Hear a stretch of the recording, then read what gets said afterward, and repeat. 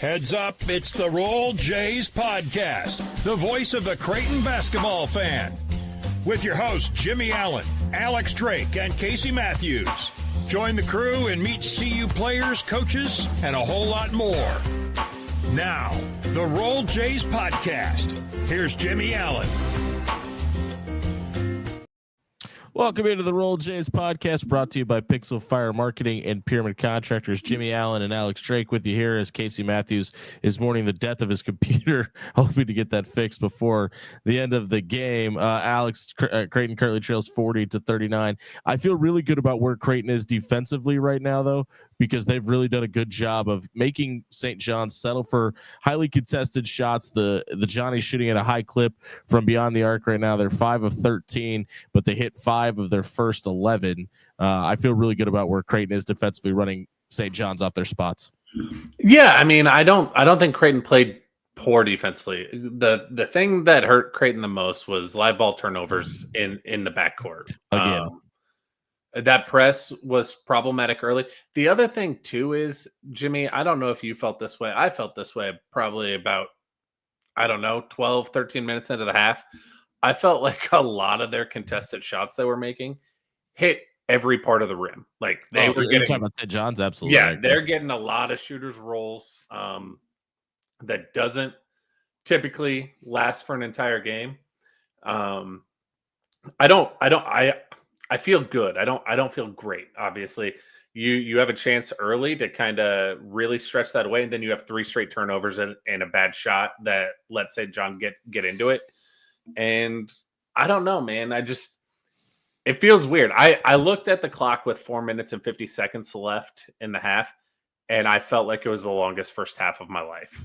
Yeah, it felt, this first half took forever to get over, and I don't want to put bad juju out there in the universe, but it kind of felt eerily similar to the Marquette loss and also the UConn losses, where Creighton just kind of got stagnant offensively, not necessarily at that clip. But you mentioned the live ball turnovers, and Stephen Ashworth on 2 consecutive possessions just lost track of where the trailer was, and Jason Green on a bad inbounds pass really just kind of put Stephen in a bad spot. But right now, Stephen Ashworth has got 6 assists to 3 turnovers just in the first half. Creighton as a whole, 9 turnovers in this game. And it just feels like that's going to be the Achilles heel of this team all season long. Yeah, and at least one of those turnovers on Steven, I don't remember who threw him the pass, but it was on a break style situation. I almost tweeted out, I felt like we were getting a little too careless and rushed on inbounds passes off made baskets, and they threw it to him on the run, which is how this team is built, right? But the defender was right, like cutting him off, sprinting to cut him off.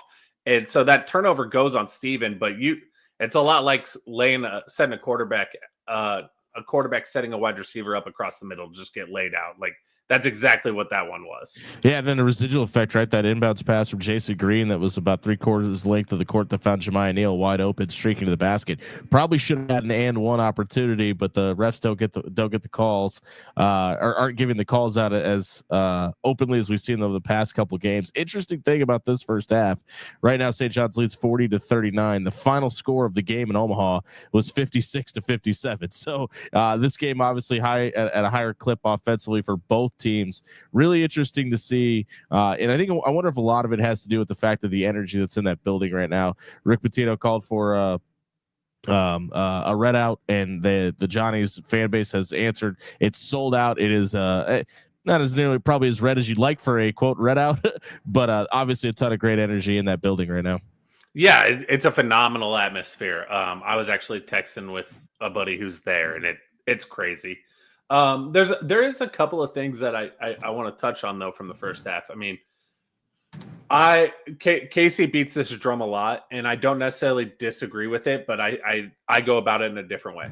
Jimmie Neal has 11 shot attempts this first half, and I actually only have a problem with maybe 1 or 2 of those shot attempts. I say he's playing pretty well, but Ryan Kalkbrenner has 6. Now, I'm not going to sit here and say I think Ryan Kalkbrenner absolutely has to have more shots than Jimmie Neal, just because they're obviously trying to take Ryan Kalkbrenner out of the game.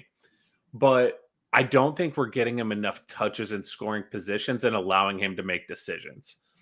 That there was that play, and you'll remember it. They got him the ball mid post, and he backed down, and then he spun, and Kadari Richmond might have got a hand on it.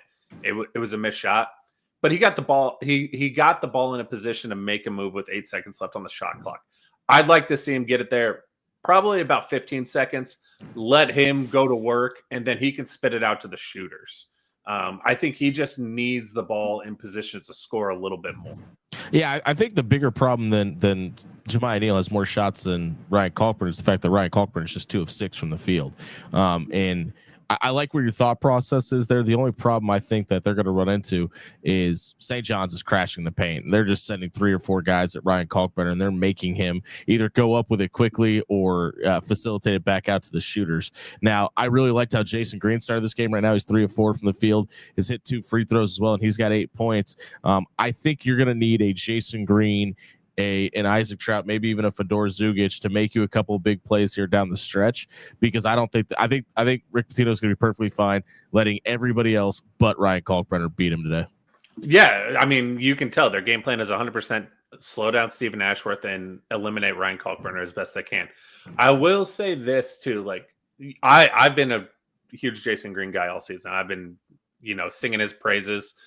Today's a little bit hard at times, right? Like, he's doing a lot of great things, but then he has some monumental mistakes, like on that inbound turnover. I think the way that they're doing the crossover matchup, and occasionally he gets that advantage on a little guard, he has taken away attempts from Ryan Kalkbrenner at the rim in transition by going down and clogging the paint, going to post that guy up.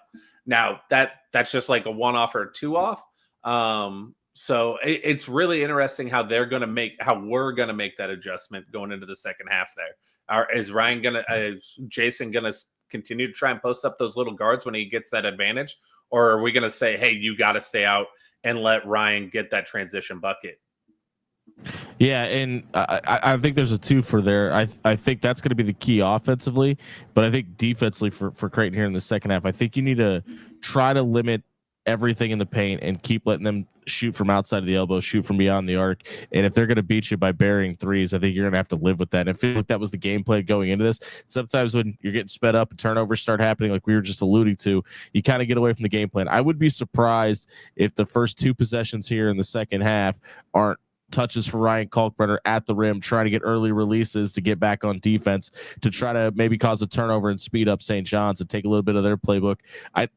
I think you're going to live with Kadari Richmond shooting threes. Like, I think you're going to be perfectly fine with that. And if RJ Lewis feels like he really needs to take more threes, you're probably going to be okay with that too. And I think that's Creighton's game plan. Let's give them the false narrative that we're going to let them take these shots that we don't want them to take, and try to get them to take volume shots versus quality shots. Yeah, the key is there just has to be a hand there. Like I said, they're not going to get all those shooters bounces in the second half, and if they do, then you're just kind of tipping your cap to them, right? Like that's just the way the game goes sometimes. To me, the way that first half went, even though he only had a couple of minutes, the way he played in those 5 minutes, I think the second half could be a Fedor Zugic type game. I mean, yeah, he's the third guy on the perimeter that can get to the rim. Isaac Trout hit a big 3 right when he came in, but they're trying to isolate Jimmie Neal and keep the ball out of Stephen Ashworth's hands. I think getting Fedor Zugic on the floor a little bit more and letting him attack the rim, it might be a recipe for success.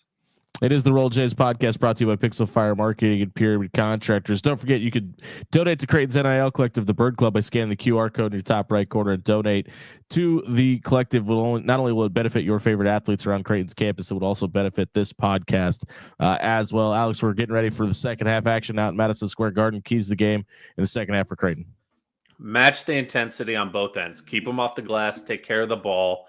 And typically for Creighton, when you do those 2 things, it goes the right way. I mean, that's what it is right now.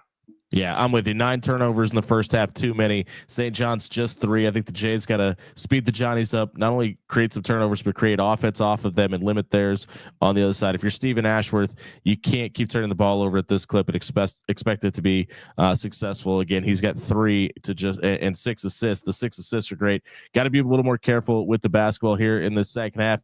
Alex Drake and I will be back with you. Maybe Casey Matthews joining us on 1620 The Zone immediately following the game, taking your phone calls at 402-951-1620. Not only will we hear from Creighton assistant coach Derek Kellogg, but because where John Bishop is sitting at Madison Square Garden, we're also going to be interviewing the players and Coach Mack himself following the game immediately on 1620 The Zone. Thanks for joining us here on the Roll Jays podcast. We'll see you after the game. Roll Jays.